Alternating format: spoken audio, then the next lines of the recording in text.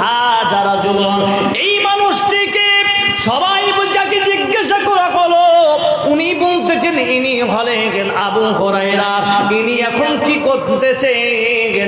বলছেন মানুষদের কি এখন তিনি হাদিসের দ্বারা দিচ্ছেন। ওই সুপাই আল্লাহ তিনি আবু হুরায়রার কাছে পাশে গিয়ে বসলেন। বসার পরে যখন মানুষের দার্স দেওয়া খতম হয়ে গেল, সেই সময় আল্লাহর নবীর সাহাবাকে প্রশ্ন করলেন, ইয়া আবু হুরায়রা, আপনাকে বলে আপনি এমন একটা হাদিস আমাকে বলেন যেই হাদিসটা শুধু আপনি এবং আল্লাহর নবী ছাড়া কেউ সেই জায়গায় ছিলেন নাই, এবং আপনি সত্য শুনেছেন, যাচাই করেছেন, সেটাই আমাকে বলবেন। আপনি এবং আবু হুরায়রা ভালো করে হাদিসটা শোনান। আমি নাম্বারটা বলে দিলাম, 3282 নাম্বার হাদিস, তিরমিজি শরীফের হাদিস। আমি যদি একটু ভুল বলি আপনি হাদিসটা পড়বেন।